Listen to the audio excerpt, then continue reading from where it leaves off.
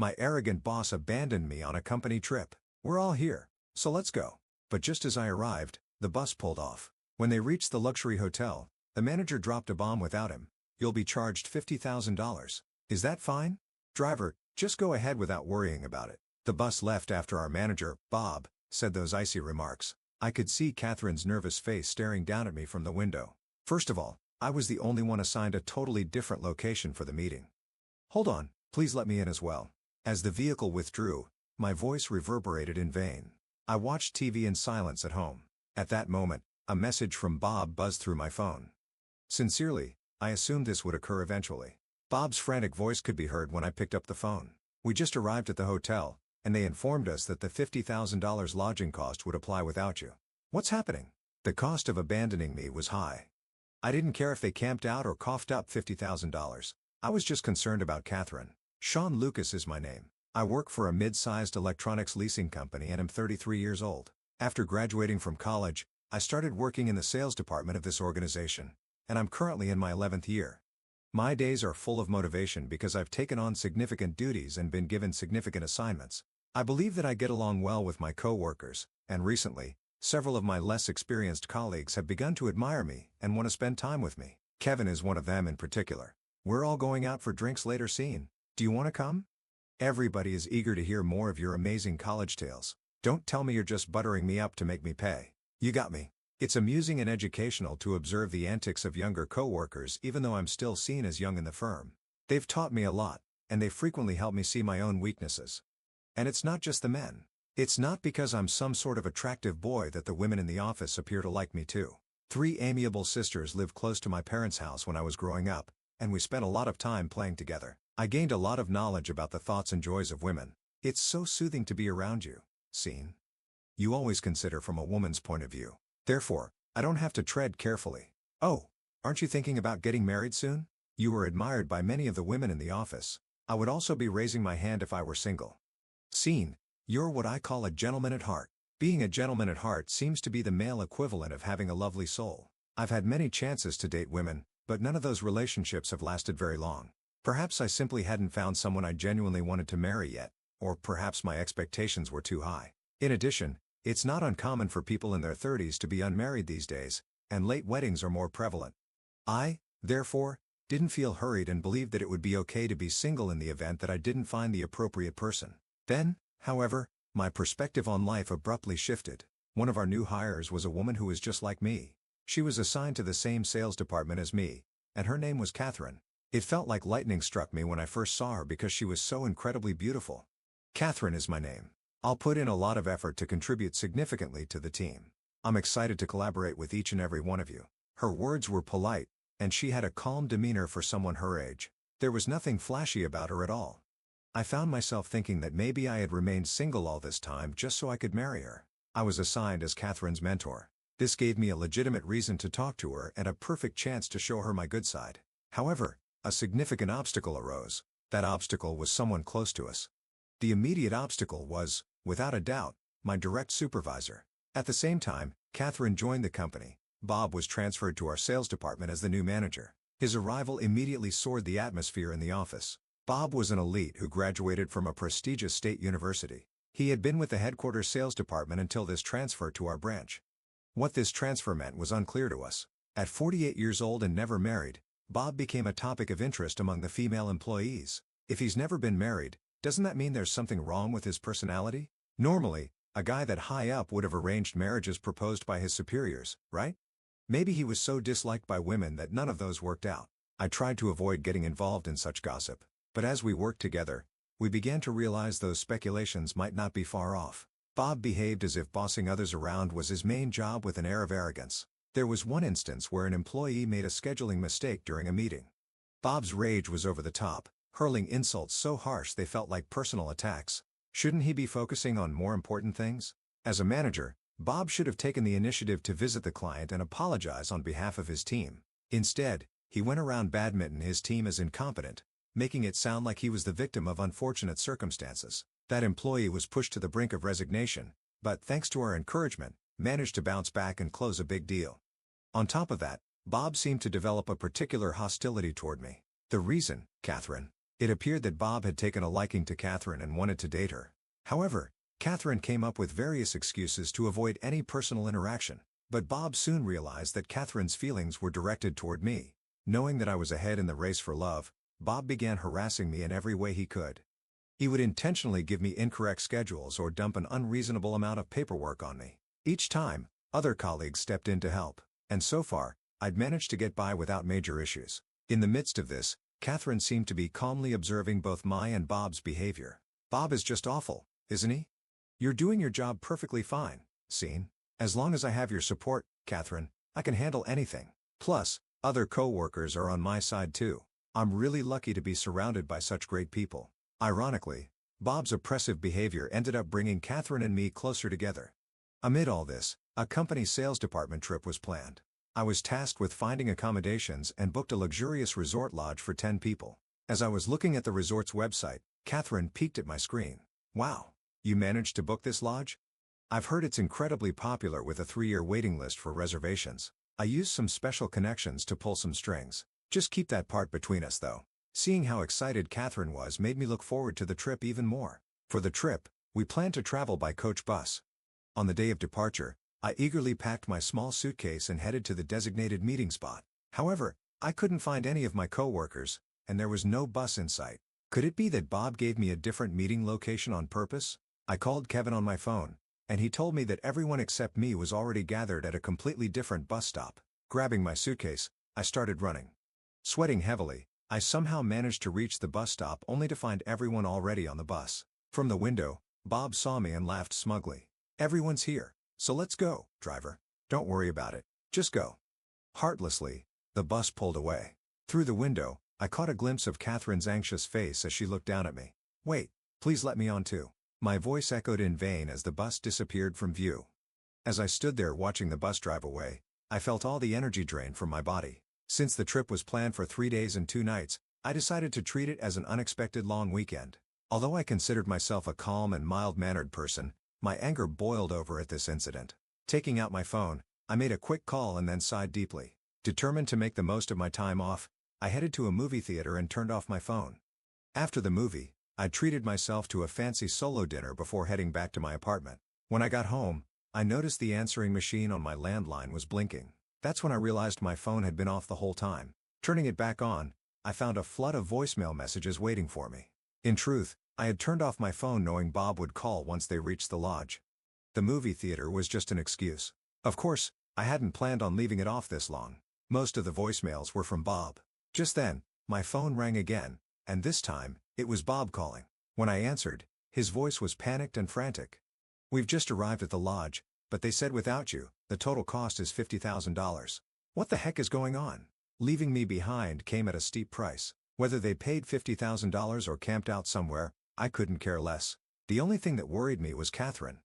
I abruptly ended my call with Bob and contacted Catherine. "I just got a call from our manager. Do you ladies have a place to stay tonight?" After a lot of searching, we managed to find a pod hotel. "We'll stay here tonight, so don't worry." I felt bad that Catherine ended up staying at a pod hotel because I wasn't there, but Catherine laughed brightly. "I was expecting to stay at a luxury resort, but now I'm at a pod hotel. It's kind of funny, really, but it's a good experience. It's actually pretty fun." "So what about the guys? Are they also staying at a pod hotel?" "Well, the 3 of us ladies barely managed to get in. The guys, though, they don't have anywhere to stay. They look really worn out, so I'm a bit worried. It's peak tourist season, so I guess all the lodgings are fully booked. Still, if it's just the guys waiting on the street until morning, it shouldn't be too dangerous. Besides, it's their punishment for leaving me behind. What goes around comes around." Once I confirmed that Catherine had a place to stay, I hung up. Then I called Bob, who was already in a state of panic. "Letting you handle the lodging arrangements was a huge mistake. At this rate, we'll have to sleep outside in our exhausted state. Do something about this. You must be really tired." "That's rough. But it's peak tourist season, so most places are probably fully booked." "Exactly. I've contacted so many places, but they're all full. I get that it's impossible to find last-minute accommodations, but why can't we stay here just because you're not with us? I don't get it." I couldn't help but smirk. Why were they turned away? It was because the luxury lodge for this trip happened to be my family's business. My older brother now managed the lodge, having taken it over from our parents. This wasn't just any ordinary lodge. It was famous for its exceptional service with prices to match. Guests said it was more relaxing than going abroad, offering luxurious, unforgettable moments. The cuisine was top-notch, and the spa was opulent. Because of this, even those in secret relationships found it the perfect place to enjoy a worry-free, ultra-luxurious spa date. Recently, we even received inquiries from international celebrities. The only reason we secured rooms for this trip was that I was part of the group. Our lodge was famously difficult to book, and the guests who did stay were mostly CEOs, celebrities, and other wealthy individuals. In fact, the wait time for a reservation was 3 years. In other words, this wasn't the kind of place where an average company retreat could typically stay. For 2 nights, the cost per person was $5,000, making the total $50,000 for the 10 of us. Even so, $50,000 was considered a bargain for what we offered. I had already told my brother about how Bob schemed to leave me behind on this trip. They left me behind on purpose. It was all Bob's doing. Please don't let him have a good time. I was looking forward to catching up with you, but to hear this happened, unbelievable. Leave it to me. My brother made sure to get back at Bob on my behalf. When Bob realized the truth, he couldn't hide his shock. You're the heir of such a luxurious lodge. Why didn't you ever mention that? Is that something I need to tell you? It has nothing to do with my work and our company. Just let us stay for one night using your connections. I've been looking forward to this trip for so long, but it wasn't just staying at the luxury lodge that he was excited about. He had also enjoyed leaving me behind and watching me chase after the bus. The company trip was planned for 3 days and 2 nights. If they wanted to follow the schedule, they'd need to find another place to stay for the second night. Remembering how I was humiliated, I responded to Bob, "You shouldn't need my connections. Surely my brother, the manager, couldn't possibly overlook your remarkable personality. Are you mocking me? Just get over here and arrange for us to stay now." I stayed silent for a moment, then hung up the phone and blocked Bob's number. As for getting to the location, should I take a train or a plane? I booked the earliest flight for the next day and sent the message to Kevin through an app. "I'll head there tomorrow." Kevin replied with a brief, "Got it." In the end, Bob and his group spent the night in a downtown area meeting up with the women in the morning. The employees were apparently complaining loudly, trying to figure out whose fault it was that things had gone so wrong. At that moment, I was in a taxi heading to the location from the airport when Kevin video called me. I'll discreetly keep this app open. Everyone's starting to suspect Bob. Thanks to Kevin's quick thinking, I got a live broadcast of Bob being cornered. Wasn't Sean responsible for organizing this trip? Why isn't he here? Sean's a reliable guy. If he weren't coming, he would have made sure to arrange accommodations for us. I actually contacted Sean yesterday, and it sounds like this was Bob's doing. Everyone immediately began questioning Bob. Amused, I watched the chaos unfold from the back seat of the taxi. Even the driver couldn't help but laugh. Realizing he was being live-streamed to me, Kevin put on a more dramatic tone. Sean was told to meet at a completely different location. He said Bob admitted it directly. That's a misunderstanding. I didn't do anything like that, but I saw Sean arrive out of breath. At the time, I thought he had come to see us off because he couldn't join. Why did you rush the driver to leave then? The accusations against Bob continued to pile up. Kevin, speaking clearly to ensure I could hear everything, pressed Bob further. Sean's family owns the lodge we were supposed to stay at. Thanks to him, we got a special arrangement for 10 people. Why did you exclude him from the trip? I didn't mean to. Besides, I didn't know the lodge was owned by Sean's family or that it was such a high-end place. That's not an answer. Why do you dislike Sean so much anyway? The murmurs around them grew louder with more voices criticizing Bob.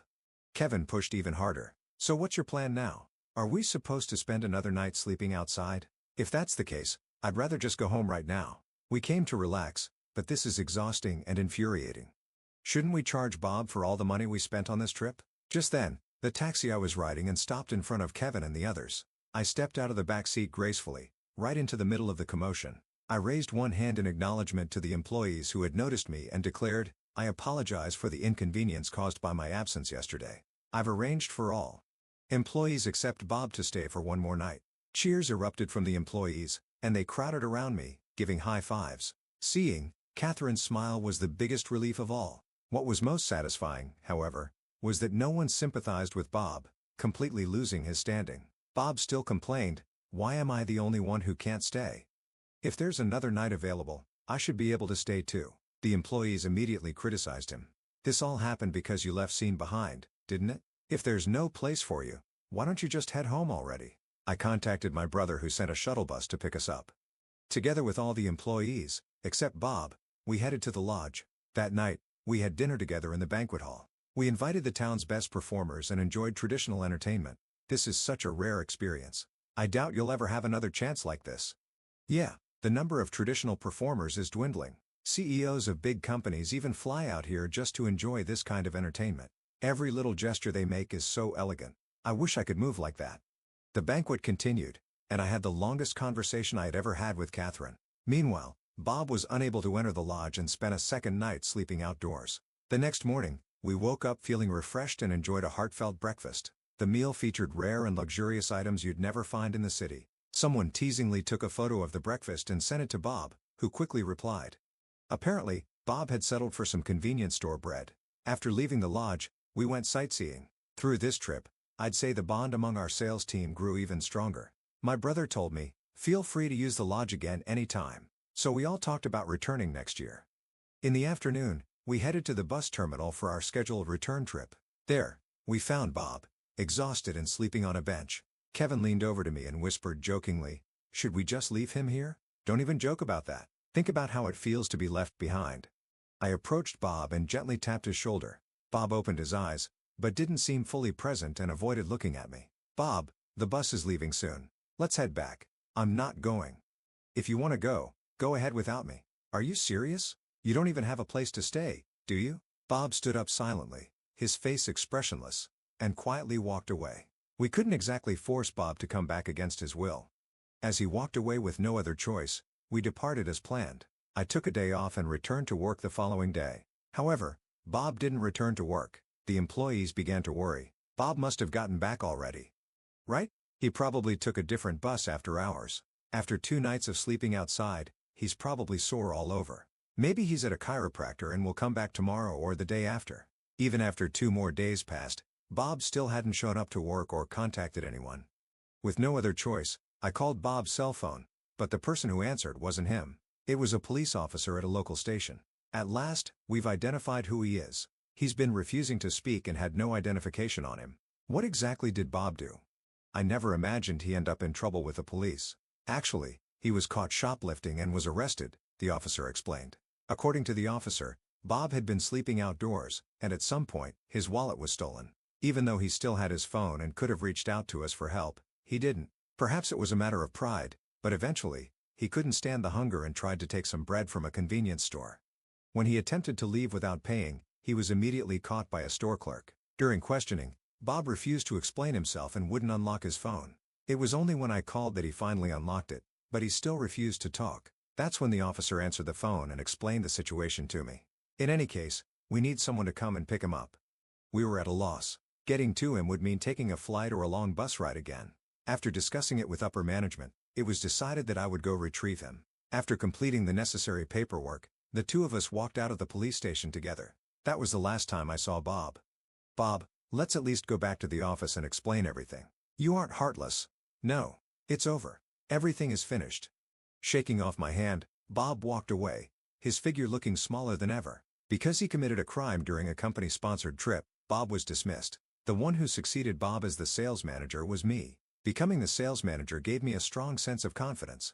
Determined not to let this opportunity pass, I made a bold decision and proposed to Catherine. "Catherine, will you marry me? I promise to make you happy." "Yes, of course." And so we began walking toward our future together. When we visited my family's lodge to share our engagement news, my brother offered a suggestion. "Now that you're married, why not run the lodge together? Catherine could become the future lady." I've never been a company employee, but I think managing the lodge would give you, though, more fulfilling life than staying in the corporate world. Having left all lodge matters to my brother, I was taken aback by the proposal. Catherine, however, was open-minded. "I don't know if I'm more suited to working at the company or the lodge. Either way is fine with me. The truth is, you can't know what suits you until you try." But I couldn't tie Catherine, who was fresh out of college with little life experience, to the lodge. After several discussions, we decided to continue our careers as company employees. As for Bob, we couldn't help but wonder what had become of him. When one of the employees who got along relatively well with him reached out, Bob's voice sounded utterly defeated. He hadn't sought new employment and was living off his savings, which were slowly running out. Eventually, his savings dried up, and he couldn't pay his rent, leading to his eviction. After that, we lost all track of him. According to my brother, a homeless man who closely resembles Bob has been seen around town. A year has passed since then. I married Catherine, and we're both working at the same company. Catherine seems to enjoy her work, And I'm glad I didn't force her into becoming a trainee landlady at the lodge back then. I also find fulfillment in working for the company now. If our perspectives change as we grow older, we can always reconsider our way of life.